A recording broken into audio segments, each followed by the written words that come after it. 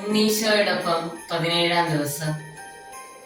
ആ പ്രദേശത്തെ വയലുകളിൽ ആടുകളെ രാത്രി കാത്തുകൊണ്ടിരുന്ന ഇടയന്മാരുണ്ടായിരുന്നു.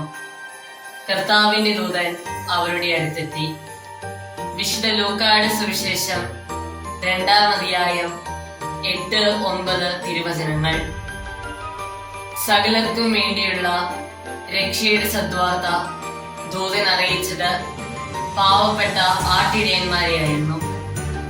മരം കോച്ചുന്ന തണുപ്പിൽ, നിശയുടെ കനത്ത നിശബ്ദതയിൽ വിശ്രമിക്കാതെ, അലസരാകാതെ അജഗണത്തിന് കാവലായവർക്കാണ് രക്ഷയുടെ സന്ദേശം ആദ്യം ലഭിക്കുന്നത്.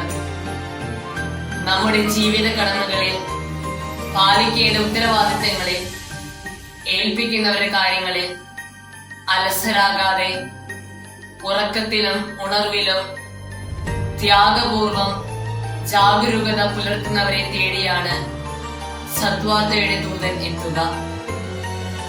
നമ്മുടെ അനുദിന ജീവിത കടമകളിൽ ജാഗരൂകതയോടെ വ്യാപരിക്കാം. രക്ഷകന്റെ വരവിനെ കുറിച്ചെത്തുന്ന സദ്വാർത്തയുടെ ദൂതനെ അനുനിമിഷം കാത്തിരിക്കാം.